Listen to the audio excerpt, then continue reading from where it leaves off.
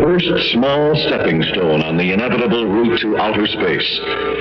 And what of the future, when the moon has become Lunar Station, a transfer point on the well-traveled road to the planets and asteroids of our solar system? Will it gather a new crop of legends as deep and mysterious as the moon stories of 1,000 years ago? We cannot know, but we can guess.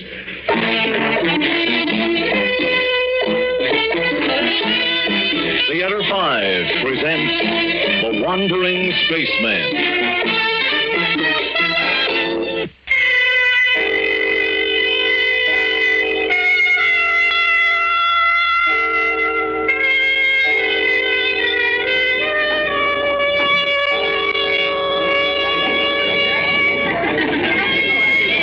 What you say, Captain? I like this place. The drinks are honest. The girls are pretty. Oh, there are a lot worse hangouts around here on Lunar Station. Frank, I've been looking for you. When did you get in? A little while ago. Take a seat, Lars. We were just talking about you. Yeah, I can just guess the sort of things these baboons were saying. Come to the office with me, Frank. We can talk privately. All right. See you, gentlemen.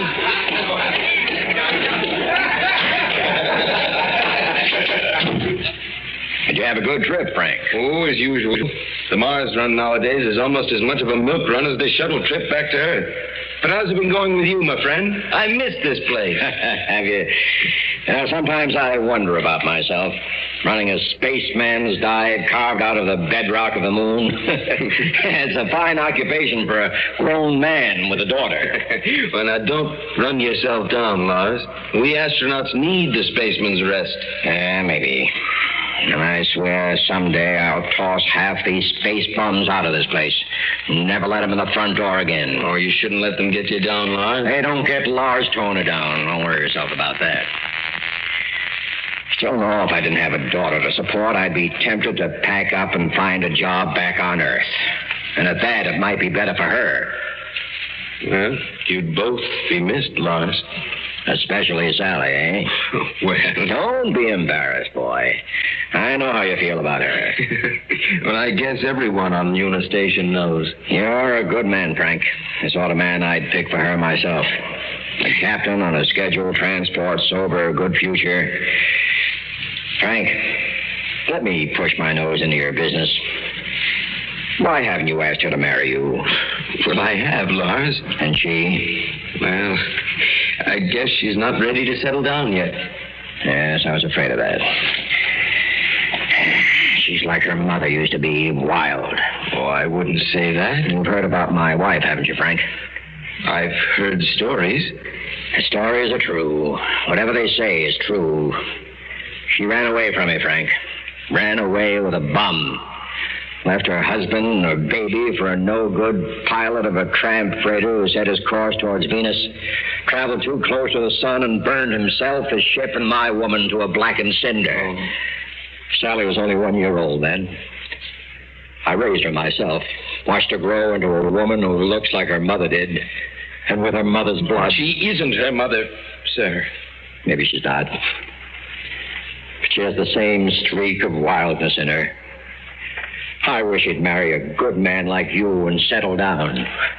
Well, I haven't given up on that. No, of course you haven't, Frank. But you know what she does now? She comes to the rest and talks to the deep spacers, the captains who steer out beyond the asteroid belt. They have a certain look about them, Frank. A look like the one... Who? He. The man who took my Laura away. Lars, you're making too much of this. Maybe I am. Maybe I am. At any rate, I'd better get busy.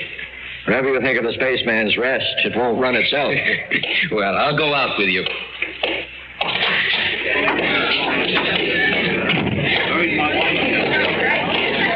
Look, boy, there she is. You understand what I mean now? What? Sally. Look who she's with. He's one of them, all right. You can tell by looking at him. Tall, lean, with eyes you hardly dare to gaze into because of what they may have seen.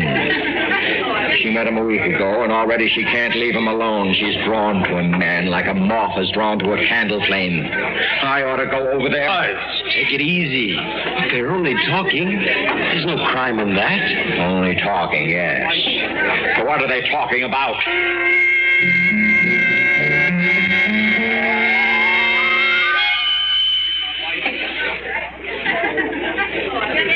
I see your father is staring at us, Miss Sally. I do not think he approves of our being together so much. Poor Daddy. He's always worrying about me. My mother... Yes, I've heard the story. It is a sad one. One of many sad tales a man can hear in his wanderings from planet to planet.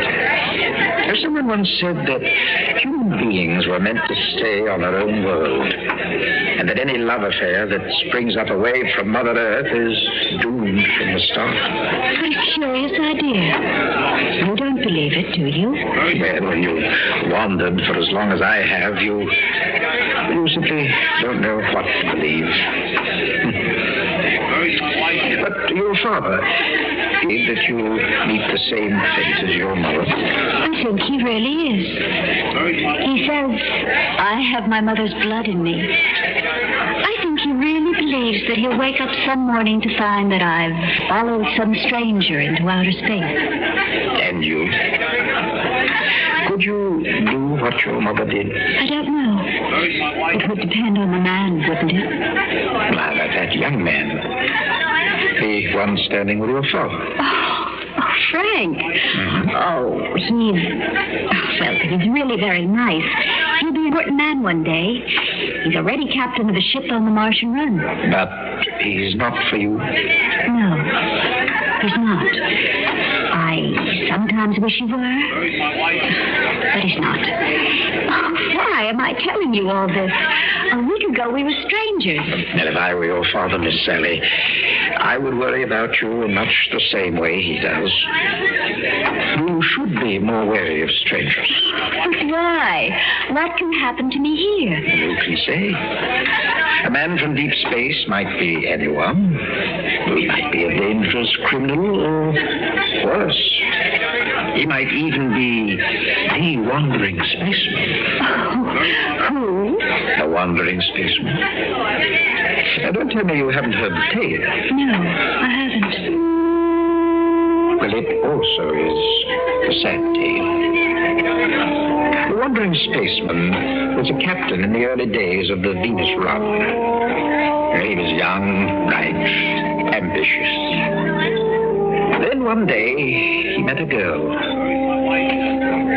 One very much like you, Miss Sally. He thought of her as the planets, the stars, the whole universe. Became engaged, and he had one more trip to make before they were to marry. While the captain was in space, the owner of the space line happened to come to Lunar Station and met the girl. He was neither young nor handsome, but he did have one advantage. He was very, very rich. The girl left for Earth with him just 2 days before her captain was to arrive back on Lunar. At first, he thought of going after them, killing them both. But he realized that would solve nothing. So he cursed all women and all men, too. He swore that he never wanted to marry, he never wanted to look at another human being. The next morning, he took a spacecraft out for a test run. And never was found again. But what happened? Who knows? Some say that he wanders through the solar system, unable to land except once every 7 years. At that time, he's given a single week to find a woman who might share his loneliness. And has he found one? It's only a legend, remember. What has he? According to the story, no.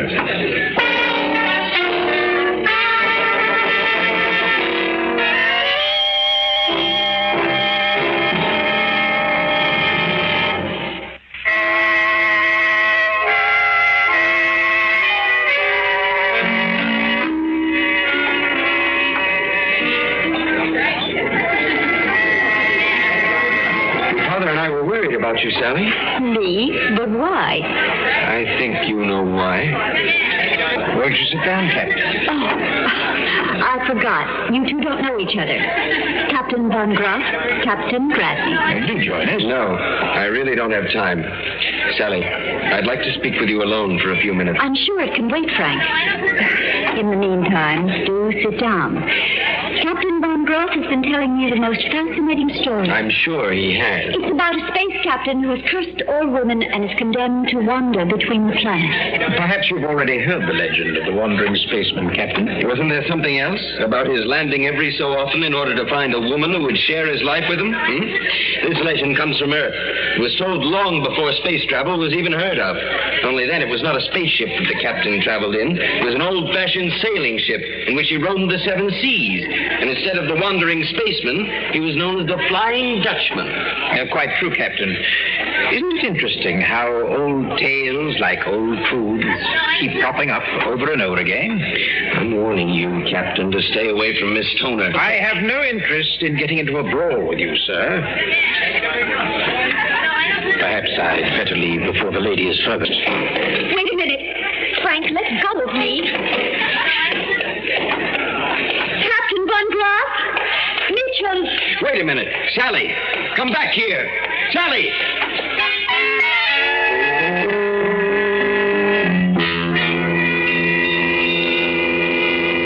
Mitchell, wait for me. You want me, Miss Sally?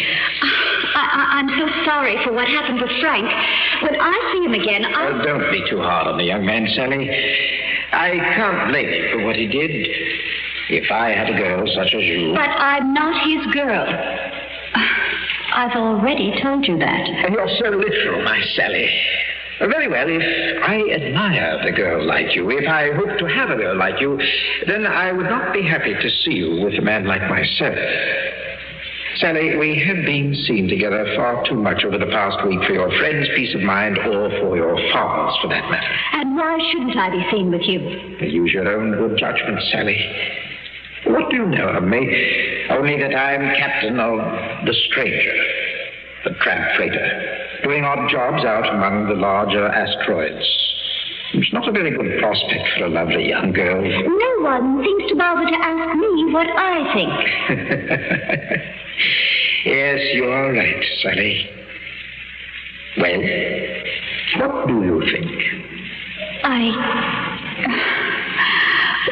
Well, I don't know. Except that I want to know more about you. You're unlike anyone I've ever known, Mitchell. Even the other deep spaces. Somehow I have the feeling that we were intended to meet. Perhaps it is better that we won't be seeing any more of each other. What do you mean? I'm leaving today, Sally. My ship is repaired, and I must go back out there where I came from. Must you? Can't you stay a second week at least? No. No, I can't. Take me with you, then. Take you with me? What? Take me with you. Take me into the space with you and let me wander with you through the vastness beyond Venus and Mars. Let me see for myself the loneliness of space. The loneliness? Please, Mitchell. I won't be in the way. You'll hardly know you have me on board unless you want to. No. But why not? No, Sally. I've said no. You're a silly, romantic child. Now, stay here on Lunar Station where you belong. Or better still, if I were your father, I'd take you back to Earth where you can get those ridiculous notions out of your head. Mitchell. Sally, I mean it. You don't know who I am. You don't know what I am. I think I do. I'm like the wandering spaceman we were talking about. No one knows where I go or what I do. Sally, I travel into space and disappear for 7 years. I know. I'll say goodbye to you now, Sally. I'm going to the launching platform. Goodbye. Yes. You'll forget about me, Sally. You'll have to forget about me. Kiss me once before you go. Kiss you? Yes. Just once before you go. Oh, Sally. Sally. My Sally. If things were only different. Yes.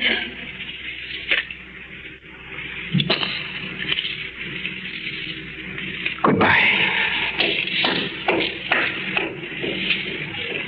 Sally? Sally? There you are. Your father's worried sick. Van Graff's due to take off within the hour, and he was worried that you decided to take off with him. What? But take off with him. Stow away if you had to. Stow away. Oh, come, Sally. No. You go back, Frank. I want to be by myself for a few more minutes. Where will you be? Take Dad to the radar room. Van Graff's ship is leaving, and And you'll meet us there? Of course. I'll meet you there.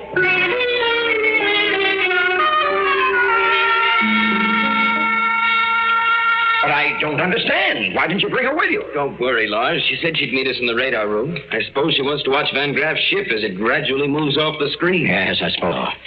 But there's something about all this I just don't like. Well, here we are at any rate. She's not here. I told you, Frank. I told you there was something wrong. Well, we can't know if there's something. She's on that man's ship, I tell you.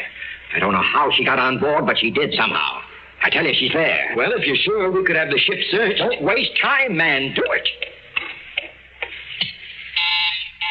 Launching room? Launching room. This is Captain Bradley speaking. I want you to hold the countdown for the spaceship Stranger, bound for the asteroid. Captain's name is... What's that? Are you sure? Well, yes, of course. Thank you. What is it? It was just taking off as I was speaking. I knew it. I knew it. We actually don't know she was on board. Where else would she be? Turn up that number 3 screen to see if we can track his ship. There. It's that bright blip over there. We can keep her in sight for 2 or 3 hours. I see it. It's starting the elliptical course towards the asteroid belt. Look. What happened? The blip. What happened to the blip? It's gone. But where?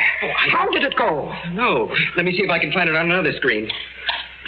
Could there have been an accident? A meteorite? An explosion? Something inside the ship? No, I don't think so. If it was, it would have showed up on the screen. No, Jay, it just disappeared. One instant it was there, and the next instant, what? It's as if it vanished out of time and space as we know it. What are you saying, Lars? Remember what you were telling me? He was talking to Sally about. What, the Wandering Spaceman? But that's... Like the old Flying Dutchman, you said. Van Graff is a Dutch name.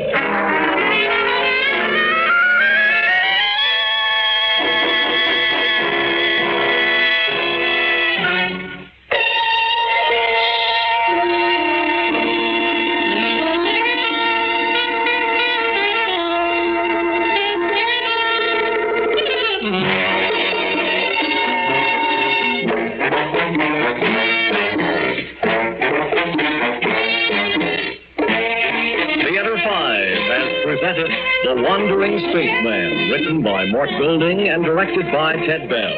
In the cast, Donald Buca, Jeff David, Francis Spanier, and David Kerman. Audio engineer Marty Folya. Sound technician Ed Blaney. Script editor Jack C. Wilson. Original music by Alexander Vlastovenko. Orchestra under the direction of Glenn Osser.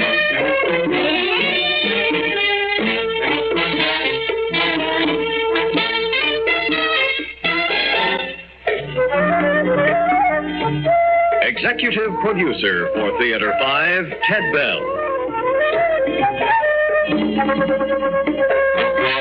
We invite your comments. Write to Theater 5, New York 23, New York. That's Theater 5, New York 23, New York.